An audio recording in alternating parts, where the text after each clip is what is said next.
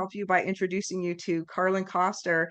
He's an agent with Century 21 Bamber since 2017. He moved to Calgary and decided to start a new career, at which point I met him and he said, Sue, what do I need to know to start my business? Tell me everything. Obviously, we've been talking ever since. But That's true. That's true. Carlin, We have been. yeah, he surprisingly, amazingly, I'm very proud to know him, has consistently ranked in the top amongst his peers and was awarded a Centurion Award recently. Let's talk. Let's get into it. Hi, Carlin. Hi, Sue. How you doing? I'm good. I'm glad to have you on the podcast today because our students, new realtors, of course, some current realtors, they want to know more about the business and about you. So maybe we could start at the beginning. Tell me, what was it like when you went through the course, you got your license? Where were you on day one? Well, I think as soon as I finished the course, we were in a boardroom meeting because we had the chance to discuss a few different pieces before I actually got into the industry. But when I moved to Calgary in 2017, we'll say, I hadn't been in real estate yet. I had just left a long-term career of about 16 years and was starting a whole new process, a whole new career in a whole new community. So I was a little bit kind of confused as to how am I going to make this work? Is this going to work? And what kind of tools do I need to have to make sure that I can accomplish this? And in a shorter period of time, because in real estate, we know that there is a high turnover rate. So being able to do that and maximize my time and my results was important.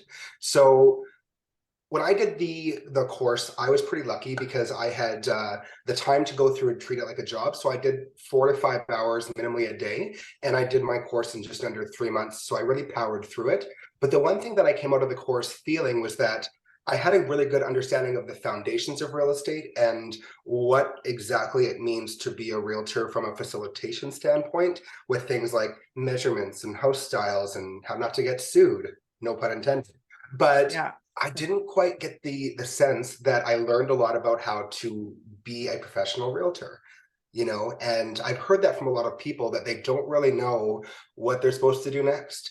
And Yeah. I think one of the key elements of what people either need to look at off of the bat is, as they're going through that process of the coursework, start your networking early. Start talking with other agents and potentially brokers and people that you're going to be working with, and get some information from them, because what you really want to make sure of is when you start your career, you're in an atmosphere that's going to help you learn and train and be able to do the work of a realtor. Yeah. I mean, there's everything to learn when you Yeah. begin. But yeah, you were in a good place because you had full time to put into this. Do you remember how, where, when you got your very first deal? I do. My very first deal, and we still talk to this day. It's been just over 4 years now since we closed on that deal. Actually, it's going to be, I think February 26th was their firm date, and then they had their house Oh, March 16th. So I'll never forget that one. They were actually a referral from an agent that I happened to know through a family friend in Ontario. And they had reached out in my first couple of months and said they were having a baby and they needed to go from a smaller townhouse space into something a bit bigger. And we went and met and had a chance to kind of kick it off. And I think we did it in about, I think it was the first day we were out touring, but we had looked at 12 houses that day. So right in the middle is the house they ended up buying. And at the time I was super keen and I wanted to get all the different pieces right. So I had these checklists of me giving notes to my clients to say, what do you like? What do you not like? Any notes? And when we got to the house they bought, they stopped taking notes. And then I wanted to FaceTime one of their parents. So I turned on my hotspot and gave them Wi-Fi. And from that point, every house after that one, they didn't even take notes and they just were kind of this. So I knew that they'd found the house and they were able to get it under contract for a great price. And they were really happy with it. wow, what a great experience. And it just makes me think, or it reminds me, you never know where your deals are going to come from. No. A friend of your parents who was a realtor in another province. Um, Tell me, over the last couple of years, have you pursued any like relocations or getting referrals or giving referrals to other realtors in other provinces? So actually that's become a large part of my business. I At the core of my being, I'm very extroverted. As you know, you've seen me in certain settings where I get to be out and be authentically myself, but sometimes having a good time or just saying hello and meeting people. But I really do feed off of the energy of other individuals, and I love to hear stories. I love to connect. And I think that's a really good thing for me and my clients as well. But on the flip side, I'm always about trying to find new relationships with other agents in different cities, because if you are that person that knows 10 or 12 agents in big cities across the country, and you've established a relationship and rapport with those individuals, you never know when they're going to have somebody coming here. And specifically within the Calgary market and even Edmonton, because of the current market and how a lot of people are coming from around the country to come to our affordable housing, it's very easy to see that agents that you've talked to in other cities have people moving here. Now, it's a bit harder to send that back at the present time, but that doesn't mean that you just have to send your clients there. One of the things that I've had success with other agents is that I always keep myself aware of what's going on in the realtor Facebook groups and different agents in my brokerage. And I'm very happy to refer to agents all the time somewhere, even if it's not my client or if I'm going to get zero money on the end of it, because it's not about that. It's about pairing people up and creating those relationships. So I've definitely had other agents refer to my referral partners, which then in turn has then yielded them sending me leads or potential clients to work with as well.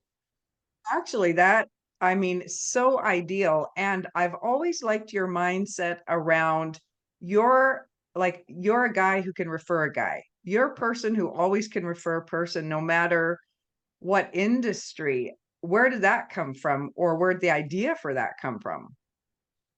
Well, I think the day that I got to show it to you was when we had lunch at Hotel Arts, because we were laughing about, I know somebody for that. And then we walked into the lobby and ran into one of my lawyers and said, I know this person. So I think for me, there's a part of me that's really grounded in knowing that I'm never going to be the smartest person in the room. I'm never going to have all the answers. And that's perfectly fantastic, because everyone's got their own independent strengths and what they excel in. So I've always made it a priority to get to know people, to understand who they are, what they're about, and how we might be able to assist each other. But also because you might get a client or a person in your community or in your brokerage or somewhere else that says, hey, I need some support in this area, and they may not have somebody. There's validation for us as those in the networking field to say, hey, I can connect you with this person, and here's how I know them, and here's what they have done. I think if we even look at our relationships, Sue, I've sent a few people your way over the last couple of years because of our experience. Yeah, I really like that. I think you've been very conscious about it. And sometimes other agents do have lots of referrals and Mhm. landscapers and home improvements, but they don't kind of connect the two and become that resource for Yes, it doesn't just have to be for clients, but for even other realtors as well. So yeah, I love that idea. absolutely. Now, okay, so you talked a little bit about taking those first clients through houses and making notes and having checklists. And I want to circle back around to your past job, what it was, and that experience that you were able to bring into an entrepreneurial career. If you can speak to that a little bit. Yeah, absolutely. So I was the guy in high school voted most likely to own a McDonald's because I started working there when I was just turned 15. And I was thinking that I'd go into real estate when I was 18, but I got some sage advice from some family members that were in the industry and had done very well with business and entrepreneurship. So they had said, you know what, I don't know if you doing real estate at 18 in our small town where I grew up was the right decision. So I had said, well, you know what, I'll just go to Edmonton, I'll pursue and see where this goes. And when the time is right, then I'll go into real estate. And I ended up being there for a total of 16 years, and I started to oversee restaurants and build restaurants and build community aspects. And what I really took from that experience was process, because if anyone knows anything about process, it's McDonald's restaurants. And I was ingrained within that culture for so many years. So for me, it's second nature now. And I think it's one of the things a lot of people are missing, because they get a first lead or they get this person and they think, okay, what am I going to do next? You know, I think, and I was having this conversation the other day with a newer agent that's actually my spin coach, and we were talking about, you need to figure out what your core basics of a great experience are and who the person that you're going to give that experience to that's going to love it the most, and identify your processes around that. You know, I've always said there's transaction realtors and there's relationship realtors. So you got to figure out which one of those individuals you are and how your niche market works, and build out your processes to understand what you're great at, and potentially hire the rest, but insert all those different pieces into your processes to understand that you can replicate the experience in a functional sense for all of your clients, but then you can infuse the pieces of yourself and your authenticity to make sure that it's that kind of experience that only you can deliver to your clients. Yeah, and I think you've done that. I mean, I've heard about number of your closings and things that you've done with your clients, and you infuse Carlin Koster into their experience and create those loyal people out of, again, from moving into a city where you probably didn't have much of a sphere to start No. with. And now, so you just won the Centurion Award. So within 5 years, tell me, what is winning a Centurion Award? What does that mean? So Centurion within Century 21, where I work, means you've got to have a base mark lowest gross commission earned of $320,000 or 71 units of transaction. And then that Wow. doubles over as you go up. So if you were a double Centurion, it would be 640. So it just basically means like it's the standard of where you need to get to. And then anything above that till you reach the next one, you fall within somewhere in those parameters, and then you get identified across a national scale versus just within maybe your office or within your region. That's a nice benchmark to get to within five Yes, years, starting, let's say, new, building those relationships.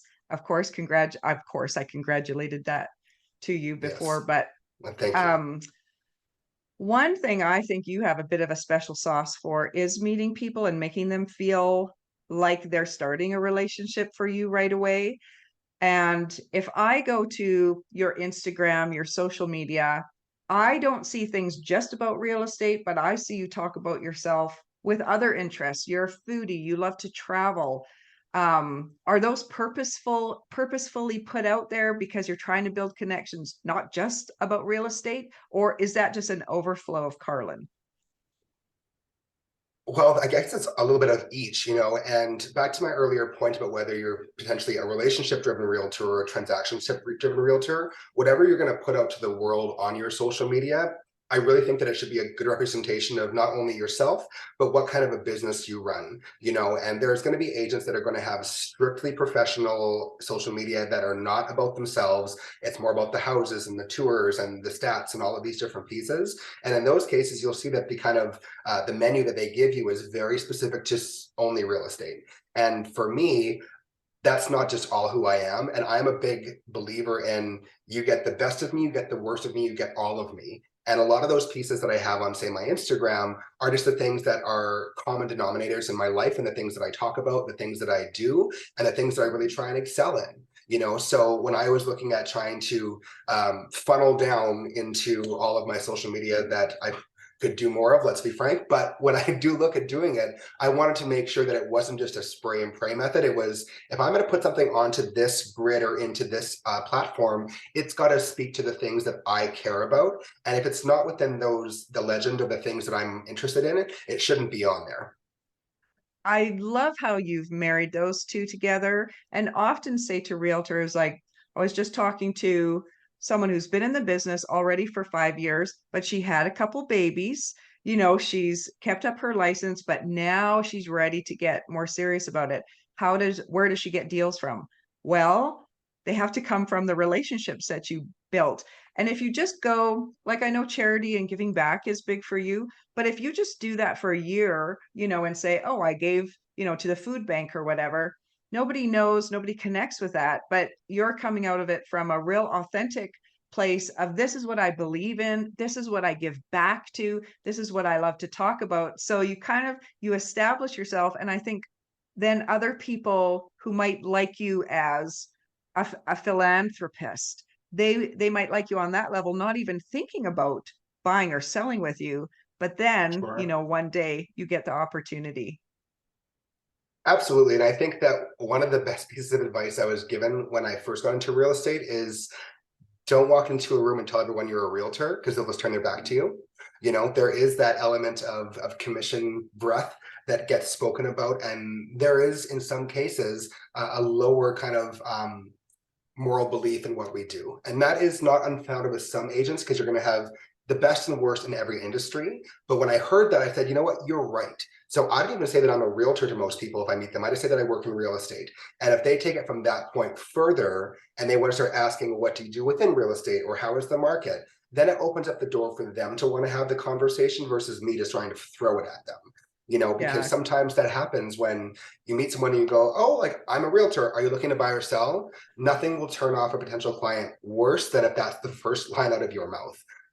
And just being able to be yourself, and you're not just a Mhm. robot who does contracts and does whatever. You're a person, you live a life, and you do certain elements of this. There's actually a really funny experience that I had a few weeks ago. One of my clients has been looking since November because her townhouse sold and she really wanted to be in the same community, but her price point was really, really aggressive in terms of that's the part of the market that's probably moving the quickest, detached under 600 and having a front attached garage and decent yard and not in shambles.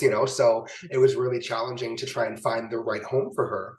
And one morning we had already put an offer on a property in another community, but negotiations weren't going well. The sellers were overseas. One of the agents was overseas. So they wanted the offer open for 2 days, and it just wasn't going well. Well, in the middle of negotiations, we did have a property pop up later on the Friday night that she wanted to see first thing Saturday morning. So I had planned to be in my spin class for 10:30, and I know her pretty well. So I just had booked the showing for 8:30, first showing into the house. We think this could be one of the ones that she wants to see. And then late in the evening, another house popped up that was basically exactly what she was looking for. So I just added it on to be the next stop and didn't even tell her. And we get to the first house and we go through and we walk through, and it's not quite the right fit, but we're going to go there. So to paint the picture for you, I'm wearing a bright yellow kind of puffer jacket, a Lululemon headband that's pulling my hair back up, and you can't see my face really, and then some short shorts because when I spin, I don't want to have a lot of material on,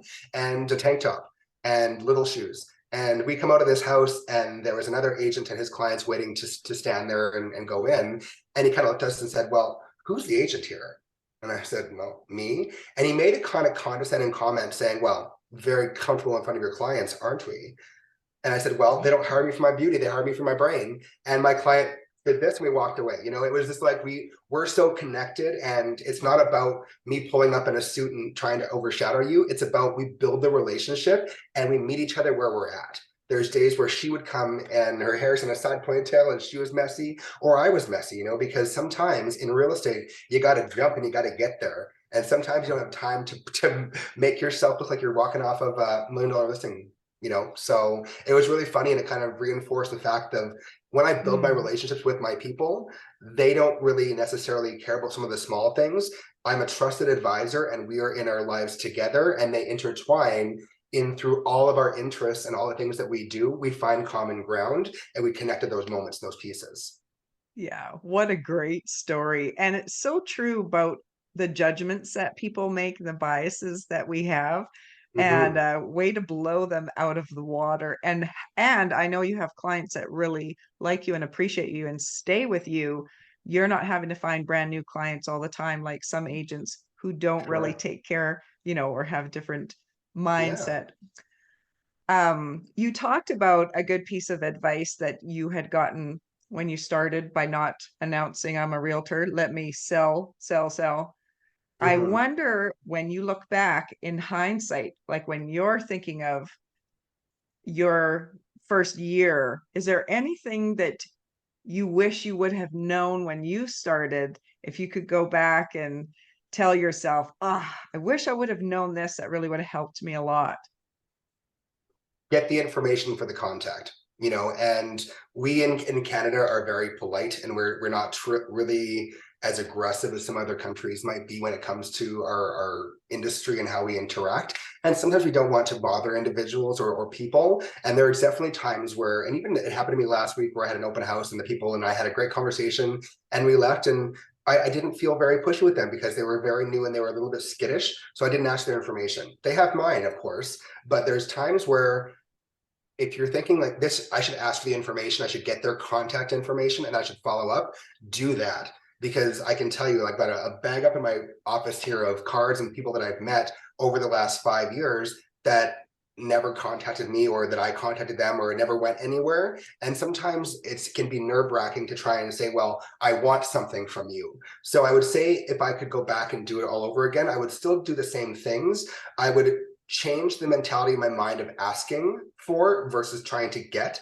And the best way to do that in a lot of cases is to accompany that with some kind of a give back, whether it's market information or something. Everyone is pretty on par with saying, well, I'll give you a complimentary home evaluation. Yeah, we all do it. It's part of what we do, but what I try to do now and what I've had success with is there specific questions that you have about a certain community or a certain area that I can try and assist you with giving you data or something along those lines. And that's where I Yeah. started to see more success over the last couple of years with getting people onto sometimes a search, or people like to be nosy. Where do you live? Do you want to see what your neighbor's house is sell for?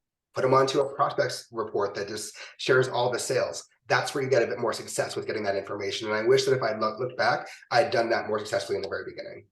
Yeah, that's a great piece of advice because you're always wanting to get other people's information, but it often stops there when you're new. Like, can I just have your number? Can I just have your email?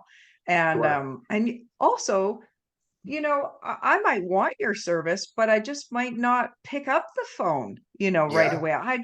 I'd appreciate a call, do the work for me, do the heavy lifting for me. But when you're new, you might not quite feel like that. So good. I hope some of you listening are getting some ideas around what you could offer, reciprocate with sure. something, put it out there And first. And the other side of this is ask them how they would like to be communicated with. When we're working with multi-generational cultural norms and with people that either text or phone call or email or what have you, we have so many different channels of communication, and identifying with somebody off of the bat how they choose to be connected with is also important. Because I'll give you an example. I met somebody in my first year at an open house. I had sat there for 2.5 hours. No one came. And I was like, this is a waste of my time. At the very, very end, I was about to shut it down. In walks this mother with her two daughters and her mother. And we started chatting away and we really hit it off. And they needed to sell one place and buy two because they lived all together. And when we started talking about what we were going to do, there was a few other places in the complex of the townhouses that I was doing the open house at that they wanted to see. So I said, well, if you want to give me 10 minutes to verify, if I can get us in there, let's go look at them right now. So we kind of off at the bat went to go start looking at places the same day. But when I got her contact information, she said, don't call me, I won't answer. I have two young daughters, I'm very busy, please do not call me. So I only ever texted her, and the occasional time that she would call me, I'd always be very responsive of, it's so nice to actually hear your voice, to remember what you sound like. And it wasn't until a couple of years later I got an email after we had tried to sell the house off market and they didn't get what they wanted for it, that I get this random email saying, we've been really bad clients, we're still in your orbit, we just have been really busy, it's now time. And that was actually a year and a half ago. So they ended up selling the house last year and they each bought their secondary properties, but it was almost a 4-year process. And I think about that experience, if I hadn't have listened to her, or if I hadn't have got to understand how she needed me to communicate, if I had started calling her once every 3 months just to do that call and find out, she wouldn't have used me and she wouldn't have remembered me so many years later because of that respect that I gave to her. So to summarize, understand what they want from you and give them that. Don't just give them what you think that they want from you. Yeah, great advice. So many people don't like picking up the phone anymore. Um, and I'm so not, that's a call me great anytime. question. Well, lots of great advice, lots of great stories. Do you have anything, a final piece of advice or a final story that you want to share before we wrap up our podcast today? Yeah, and I think that if I could boil everything down to a new agent about how to be successful, you got to know yourself first. We are in this age of time where there's so much content and things being flown at us. It's like the matrix out there. You have to understand who you are, and you have to understand what you're good at and what you maybe aren't so good at. We try all these times to learn more and be lifelong learners. That's really important to sharpen your skills and to be better at it. But if you're not the best at something and it's not going to be a huge part of what you physically have to do, hire that out. Learn what you're good at and exploit that. And for the things that you're not great at, hire it out. Get a business coach, call Sue, have her work through your systems and processes, reach out to an agent that you just met. Because really in the beginning, the first 6 to 8 months of your career, you're going to work with your broker, you're going to get some training, but not every broker is going to be really dedicated to a big training path for you, because at the end of the day, you're an independent contractor. You're going to get the most lessons and the most knowledge from the agents that are around you. So find the right atmosphere that's going to enable you to learn and to do well with what you're good at, and stand true in your conviction of what are the things that you're best at. And if you don't know, start talking to your friends and family and ask for some really open feedback. When you see me, what do you think of? What kind of things do you think I do very well? If you had to give me some hard critiques, what could I be better at? And start to figure out what kind of an agent you're going to be, and then identify who that person is. And that's where you're going to see a quicker entrance into the industry and start seeing success a lot more. Yeah, I can feel that. Know thyself. And because that builds your whole brand. And if you're Yes. building it on authenticity, there's power in that. Thank you for that. Thanks, Carlin. Have a good rest of your day. And for the listeners out there, we'll talk to you next time. Thanks, Sue. Enjoy your day.